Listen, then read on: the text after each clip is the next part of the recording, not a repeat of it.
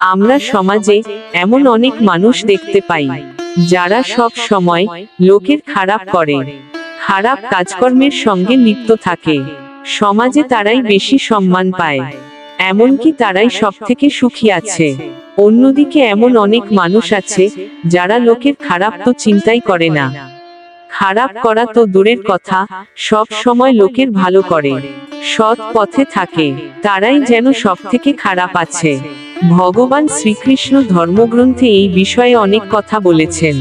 তার শিক্ষা অনুযায়ী খারাপ মানুষরা সাময়িকভাবে ভালো থাকতে পারে, কিন্তু শেষ পর্যন্ত তাদের অন্যায়ের ফল ভোগ করতেই হয়।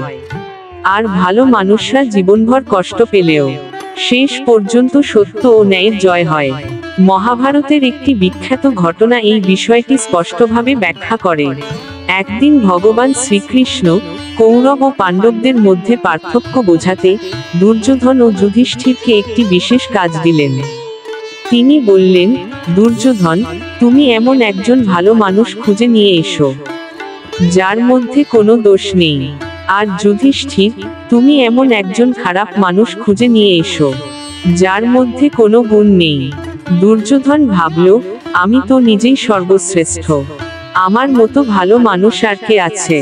তাই সে অনেক খুঁজেও এমন কাউকে পেল না যে তার চোখে সম্পূর্ণ ভালো। সে ফিরে এসে বলল, প্রভু, আমি অনেক খুঁজলাম, কিন্তু কেউই নিখুঁত নয়, প্রত্যেকের মধ্যেই কিছু না কিছু দোষ আছে। অন্যদিকে যুধিষ্ঠির অনেক খুঁজেও এমন কাউকে পেল না যে একেবারেই খারাপ। সে ফিরে এসে বলল, প্রভু, আমি কাউকে পুরোপুরি খারাপ পাইনি, সবার মধ্যেই কিছু না কিছু ভালো গুণ আছে। শ্রীকৃষ্ণ হেসে বললেন, এটাই দৃষ্টিভঙ্গির পার্থক্য।